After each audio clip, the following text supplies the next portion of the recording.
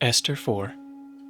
When Mordecai learned all that had been done, Mordecai tore his clothes and put on sackcloth and ashes, and went out into the midst of the city. And he cried out with a loud and bitter cry. He went up to the entrance of the king's gate, for no one was allowed to enter the king's gate clothed in sackcloth. And in every province, wherever the king's command and his decree reached, there was great mourning among the Jews, with fasting and weeping and lamenting. And many of them lay in sackcloth and ashes.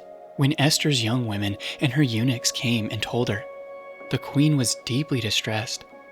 She sent garments to clothe Mordecai, so that he might take off his sackcloth, but he would not accept them. Then Esther called to Hathach, one of the king's eunuchs, who had been appointed to attend her, and ordered him to go to Mordecai to learn what this was and why it was.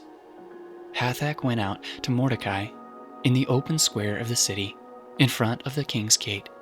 And Mordecai told him all that had happened to him, and the exact sum of money that Haman had promised to pay into the king's treasuries for the destruction of the Jews. Mordecai also gave him a copy of the written decree issued in Susa for their destruction, that he might show it to Esther, and explain it to her, and command her to go to the king, to beg his favor, and plead with him on behalf of her people.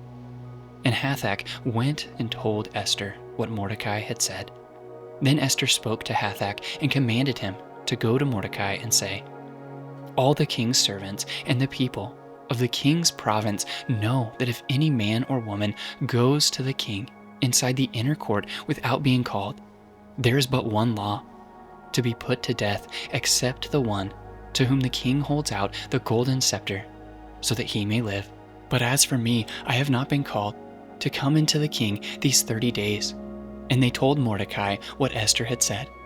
Then Mordecai told them to reply to Esther, do not think to yourself that in the king's palace you will escape any more than all the other Jews. For if you keep silent at this time, relief and deliverance will rise for the Jews from another place. But you and your father's house will perish. And who knows whether you have not come to the kingdom for such a time as this. Then Esther told them to reply to Mordecai, go, gather all the Jews to be found in Susa, and hold a fast on my behalf. And do not eat or drink for 3 days, night or day. I and my young women will also fast as you do. Then I will go to the king, though it is against the law, and if I perish, I perish. Mordecai then went away and did everything as Esther had ordered him.